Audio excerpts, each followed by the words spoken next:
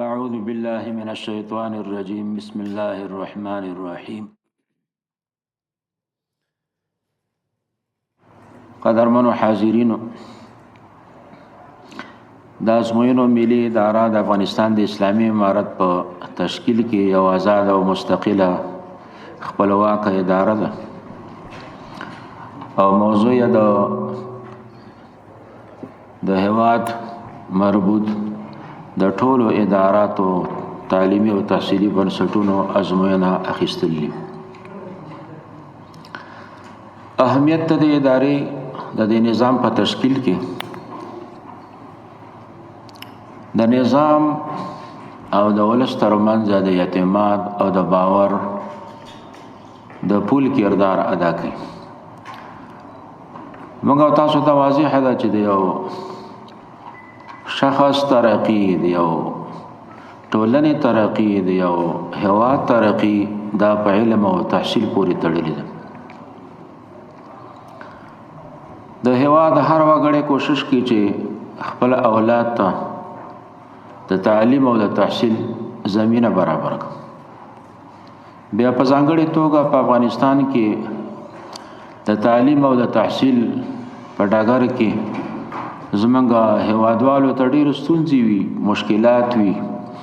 غربت وي، بیکاری وي او دا 45 کاله په دې ملک باندې انقلابي او جهادي شرایط تیر شو. هغه سره زمونږ د تعلیم او د تحصیل ډګرونه متاثر شوي هم دي. نو یو سرپرست چې یو ځوان لپاره د تعلیم او د تحصیل زمینه برابري نو هغه په دغه جریان کې ډېر مشکلات برداشت کړي. 12 کاله یو ځوان ته فرصت برابرول تعلیم یا 14 کاله 20 کاله یا زیاته موده کې د تحصیل زمینه برابرول یو ځوان ته دا طبیعي خبره ده چې په یو سرپرست باندې پوره بوجي. خو بیا هم د هر سرپرست او د هر مشر دا شوق وي او د فرض وي چې خپل کشرانو ته د تعلیم او د تحصیل زمینه برابر کړي. خدا یو هدف هم لري چې دغه ځوان به سبا د ولس د صحت په برخه کې خدمت کوي یا په نورو برخو کې د ولس خدمت کوي. 12 کاله وروسته به د تعلیم یو نتیجه اخلي، 14 کاله وروسته به مثلا یا 13 کاله وروسته یا 20 کاله وروسته به د تحصیل یو نتیجه اخلي. دته به د خدمت فرصت برابرېږي. نو دغه 12 کاله یا 14 کاله یا 13 کاله یا 20 کاله چې یو سرپرست خپل ځوان سره تکلیف برداشت کړي په دغه امید باندې چې یو ورځ به د پازموینه کې بریالي راوځي او د خدمت مصدر وګرځي. دغه ارزو دغه امید او دغه 14 کاله یا 13 کاله یا 20 کاله زحمتونه ویستل په هغه وخت کې انسان ته حوصله بخي او هغه وخت کې ممکن وي چې د ازموینو ملي اداره دا مستقله وي او ملي اداره د ځوانانو د خدمات او د ځوانانو د زحمتونو د سرپرستانو د زحمتونو د مصرفونو قدرداني وکړي او په دې کې د استعداد نه سوا د هیڅ لحاظ ونک نه د سفارش او نه د بل او نه د بل. کچرته د یو ملک د ازموینو اداره په دې برخه کې کامیاب نشي د سفارشونو نه متاثر شي یا د نورو لارو نه متاثر شي، دا طبیعي خبره ده چې زمونږ د ځوانانو په حوصله باندې ډېر لوی اثر غورځي، د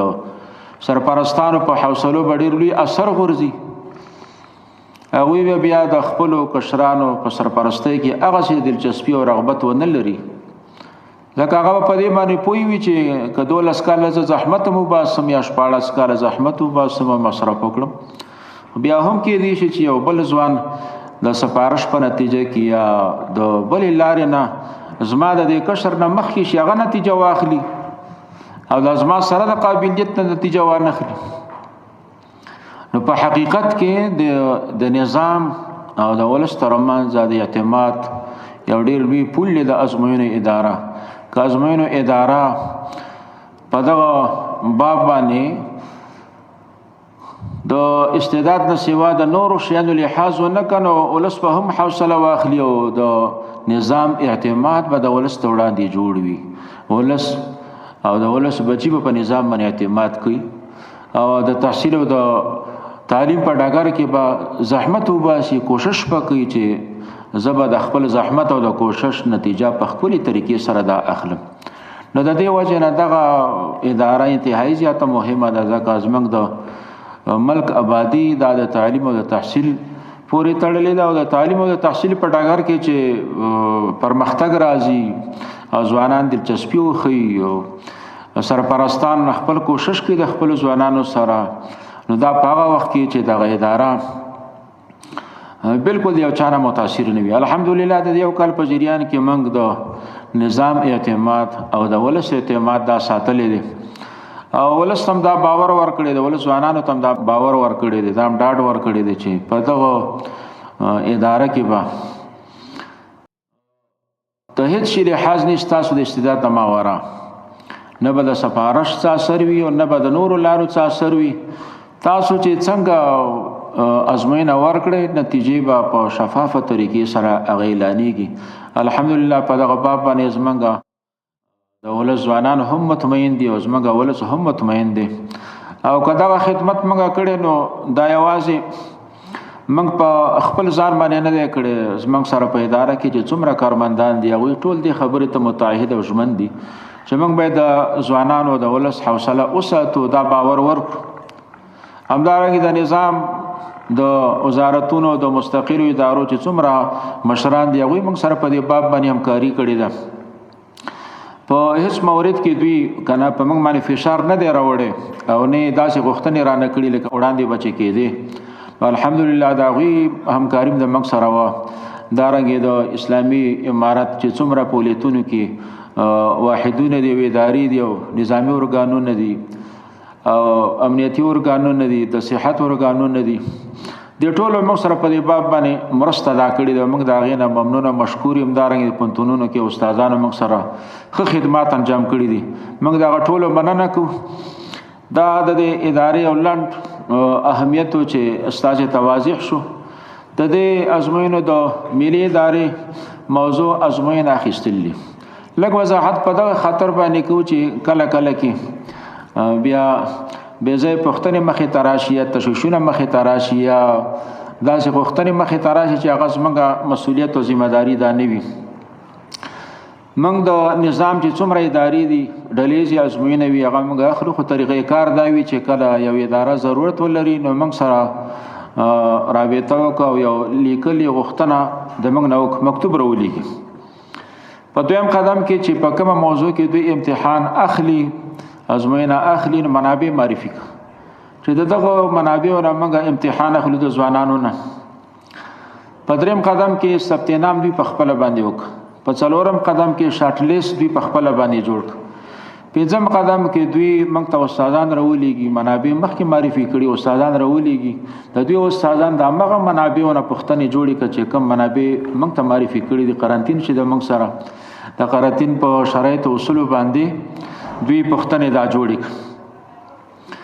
په شپږم قدم کې د کامیابی نمره هم دی مشخصه کړه چې موږ دغه امتحان چې اخلو د دې ځوانانو نه زموږ د کامیابی نمره دومره ده دغه مراحل د هغې نه وروسته بیا موږ دغه مربوطه ادارې یا ارګان ازموینه واخلو او په شفافه طریقې سره نتیجه دا اعلان کړو دا زموږ طریقې کار د ازموینې وي دا چې په دغه یو کال کې څومره لاسته راوړنې شوي دي هغې به یو مختصر لنډیز موږ ستاسې حضور ته وړاندې کړو چې ستاسې په توسط باندې زموږ مجاهد او غیرتي ولس په دې باندې پوه شي چې الحمدلله په دغه اداره کې په دغه یو کال کې ډېر خدمات انجام شوي دي اول د ازموینو ملي ادارې د شته وضعیت دقیقه بررسي شته فرصتونه ننګونې معلومول او په نړیوالو معیارونو د برابرولو لپاره هڅې ترسره شوي کوشش تا شوی چې په کارونو کې نوره ترقی هم مخې ته راشي دویم موجوده چې کوم موږ سره سیستم دی نو چون کې دا وخت په دې باندې تیر شو او نوې غوښتنې او تقاضې مخې ته راغلي او تاسو ته معلومه ده چې دغه سیستم موږ ته یو بهراني هیواد جوړ کړي. دې کې دوه خبرې دي. یو دا چې دغه سیستم خودکفا نه دی، ډېر مسایل داسې دي چې اوس نوي مخې ته راغله په دې نږدې وختونو کې، نو هغې ته جوابدeh نه دی. او دویم دا دی چې دغه سیستم افغاني نه دی. موږ په دغه یو کال کې ډېر کوشش کړی چې یو نوی سیستم مخې ته راشي چې هغه خودکفا وي، زموږ ټول ضرورتونه دا پوره کړي شي او ورسره افغاني وي. دریم د ادارې د کارونو د مؤثریت او د کیفیت پورته کولو لپاره د بیلابیلو ارګانونو مسؤلین او بهرانه هیوادونو استازو سره لیدنې ترسره شوي. کوشش تا شوی چې د ادارې چې څومره کارونه دي په هغې کې خواله او مؤثریت څنګه مخې ته راشي. نو د اسلامي امارت د مختلفو ارګانونو سره په دې باب باندې لیدنې او رابطې دا شوي. څلورم په دې خاطر چې زموږ دا سیستم یو نړیوال شکل اختیار کا او هغه ضرورتونه کې پوره شي او په هغه معیار باندې مخې ته راشي لکه څرنګه چې په د سیمې په هیوادونو یا د نړیوالو ادارو په ازموینو کې هغه سیستم موجود وي. موږ د ترکیه هیواد سره په دې باب باندې څو کرته ناستې کړي دي، هغوی تخنیکي هیئت راغلی دی، زموږ څو سفرونه هلته شوي دي او په دغه رابطه باندې موږ ته ډاډ راکړی دی چې موږ به تاسو ته یو نوی داسې سیستم جوړ کړو چې ستاسې ټول ضرورتونه دا پوره کړی شي او تاسو ته به په واک کې دا درکړو. پنځم د ازموینو ملي ادارې لپاره هر اړخیز دقیق ستراتیژیک پلان جوړ شوی دی. شپږم د افغانستان د ازموینو د قانون مسوده دا بشپړه شوې ده او د بعدي اجراءاتو لپاره عدلي وزارت ته لیږل شوی. اووم د ازموینو ملي ادارې بېلابېلو برخو لپاره 10 طرز العملونه او 2 لایحې جوړې شوي دي او نافذ العمل دي. اتم په 1403 کال کې د لومړي ځل لپاره د هیواد په 9 ځایونو کې د ازموینو ملي ادارې واحدونه رامنځته او فعال شوي. مخکې ازموینو ملي ادارې په ځایونو کې واحدونه نه لرل او زموږ هیوادوالو ته ځوانانو ته به ډېر تکلیف و. د یو جزئي مشکل د حل په موخه به کابل ته راته. بیا موږ تیر کال هم دا کوشش کړو چې موږ خپلو ځوانانو ته سهولت ورکړو، هیوادوالو ته سهولت ورکړو. په ځایونو کې موږ نمایندګیانې ولرو تر څو د ځوانانو لپاره سهولت برابر شي، خپل مشکل عمل ته په ځون کې داخل کړو. سکري الحمدلله زموږ په نوي تشکیل کې په 9 ځایونو کې کندهار، هرات، بلخ، بامیان، کندوز، پکتیا او ننګرهار په دې 9 ځایونو کې واحدونه منظور شوي دي او فعال شوي دا هم دي. دا زموږ ولس ته او زموږ ځوانانو ته ډېر لوی سهولت دی چې د آینده دپاره به دوی کابل ته تکلیف نه کوي، په خپل ځون کې به خپل مشکل دا حل کوي. نه هم د پوهنې وزارت سره د شاوخوا 40,000 ښوونکو د استخدام په موخه هوکړه لیک لاسلیک شوی دی. لسم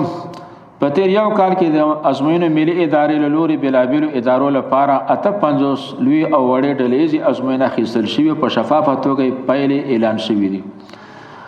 تاسو ته معلومه ده چې په دې سږ کال کې د امارت چې څومره ادارې دي دغه ټولو ادارو ازموینې د ملي ادارې اغشتې دي چې د هغې تعداد 58 ته دا رسیږي. لوی او وړې ډلهیزې ازموینې اغشتل شوي دي. 11 په تیر یو کال کې په ټولنیزه توګه 1,70,000 کسانو څخه ازموینه اخیستل شوي چې د هغې د جملې څخه 7,003 تنه مختلفو ادارو ته د کامیابانو په توګه ورپېژندل شوي. 12 د 1403 کانکور ازموینه واخیستل شو. په لومړي ظرفیت کې 45,440 نوي ځوانان تحصیلي بنسټونو ته ورپېژندل شوي او په دویم ظرفیت کې 6,600 خالي سیټونه بیا اعلان ته سپارل شوي. واجد شرایط مؤسسات خصوصي ځوانانو ورته نوملیکنه کړي او پیلې په شفاف ډول اعلان شوي. 1403 کانکور عمومي او دینی مدارسو ازموینه 10 تنه مخکښ کامیابان د پرتمینې غونډې په ترڅ کې وستایل شو او بېلابېلو ادارو ته د ستاینې په موخه ورپېژندل شو. دغه 10 کسه د دې لپاره یو ښه بهترینه غونډه دا جوړه شو په دې خاطر چې زموږ د ځوانانو حوصله افزایي وشي، نور ځوانان تشویق شي او زحمت وباسي لکه څنګه چې دغه لسو کسانو زحمت ایستلی دی خو نمرې حاصلې کړي دي نو دا رنګ زموږ نور ځوانان دا هم تشویق شي. په سږکال کانکور کې چې موږ کوم سهولتونه برابر کړي د ځوانانو ته نو د هغې یو څو مختصر یادونه دا کوو. چونکې دغه ازموینه د یو سیستم د لارې اخیستی شي د هغې سره زموږ ځوانان نابلده وي، وړاندې دغسې ازموینه نه وي ورکړي. د عامه پوهاوي په خاطر باندې موږ مختلفې برنامې د دوی لپاره جوړې کړي دي چې زموږ دغه ځوانان پوه شي چې کله ازموینې ته راځي نو نابلدتیا ونه لري او په سهولت سره ازموینه دا ورک. دویم سهولت هغه دا چې موږ چې کومې پوښتنې جوړې کړي دي دا د یو نوي بانک نم جوړې کړي دي او نوې پوښتنې موږ جوړې کړي دي. استادانو ته دا توصیه شوې ده چې تاسو کوشش وکړئ چې زموږ پوښتنې ډېرې واضحې او ابهام نه خالی وي، د اغلاق نه خالی وي، ډېرې واضحې وي چې زموږ ځوانانو ته سهولت پکې پیدا وي. دریم وړاندې به معمول لا چې اول به پښتنه په دری کې جوړه شو، بیا به د هغې ترجمه پښتو ته وشو. نو په هغه ژباړه کې به ډېر مشکلات موږ د ژباړې تصور دا ختم کوو. د هغې دپاره دا ترتیب جوړ کړه چې د پښتو پښتنې به د پښتو استاد جوړي او د دری پښتنې به د دری استاد جوړي. یو دویمه دا ده چې دغه پښتنې به متخصصین استادان جوړي. دریمه دا ده چې کله دغه متخصص استاد په پښتو کې یا دری کې پښتنه جوړه کړه نو موږ د دې د نظارت لپاره 2 کسه استادان ټاکلي چې دغه 2 کسه استادان وګوري چې دغه پښتنه چې د استاد جوړه کړې ده په دې کې خو به اشکال نه وي. که مشکل ولري بیا د استاد سره په هغې کې مفاهمه کوي تر څو استاد په دې باندې قانع کړه هغه مشکل حل شي. او که بیا مشکل ونه لري نو زموږ استاد هم دسخط کوي چې دغه پښتنه ما صحیح جوړه کړې ده. نظارت والا هم دسخط کوي چې ما د هغې نظارت وکړه دا مشکل نه لري. نو بیا هغه پښتنې چې بهر ته راوځي نو هغه د مشکل نه خالي وي. همدارنګې موږ 2 کسه ادیبان ورته په نظر کې نیولي دي چې کله د پښتو پښتنې جوړې شي نو پښتو ادیب د هغې ادبیات وګوري، یا په دری باندې پښتنه جوړه شي نو د هغې ادبیات د فارسی ادیب د دری ادیب دا وګوري. نو هغې سره ځوانانو ته سهولت وي. تاسو به سږکال په کانکور کې په پښتون کې داسې مشکل نه لیدلی چې هغې سره زموږ ځوانان کړېږي.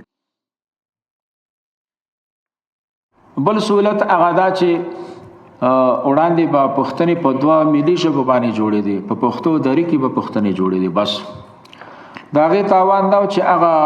مهاجرین چې زموږ استاسو د ملک نه بهر ژوند کوي او هلته تحصیلونه کړي نو هلته خو درسونه په پښتو یا په دری باندې نه ویلي، نو هغوی به په کانکور کې د ازموینو نه محروم. موږ 2 نورې ملي ژبې ور زیاتې کړې، په 4 ژبو باندې موږ پښتنې جوړو. 2 هغه سابقه ملي ژبې پښتو لري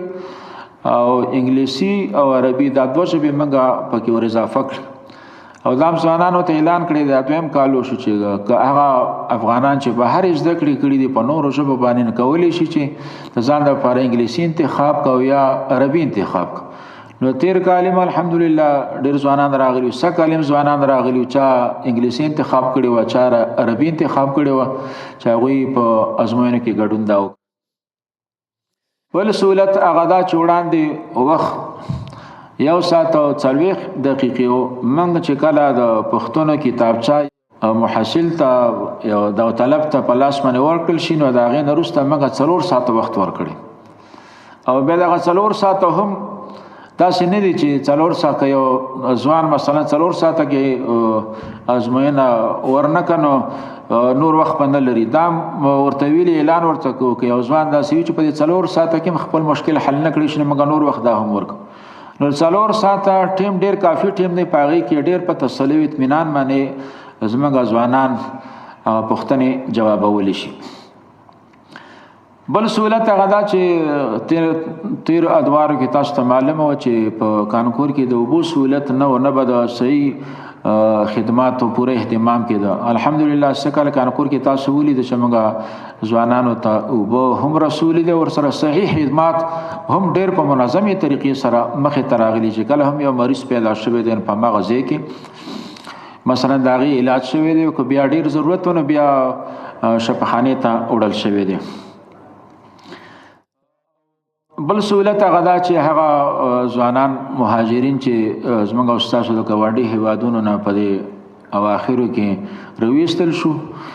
نو هغه ځوانان چې په کانکور کې ګډون کوي د هغوی د مهاجرت تثبیت نه وروسته هغوی ته حق شمول لا معاف شوی دی. د دوی سره مختلفو ادارو همکاري کړې ده چې دا مهاجرین راپاس شوي دي خپل وطن ته او مستحق دي، غریبان دي. نو زموږ ازموینې ادارې ورسره دا سہولت ورکړی دی چې دوی ته حق شمول لا معاف شوی دی. 12 چې کوم غیر حاضر ځوانانو هغوی دپاره ډېر سہولت برابر شوی دی. تر وروستۍ ورځې پورې د نوملیکنې پروسې دا ورته پرانیستې ساتل شوي دي چې دوی ته سہولت پیدا شي. او هغه ځوانان چې په اول قدم کې هغوی پورمې نه وي ډکې کړي، موږ دویم قدم کې بیا ولایتونو ته پورمې ولېږلې تر څو دغه ځوانان محرومه نه شي. کوشش هم دا کړی دی چې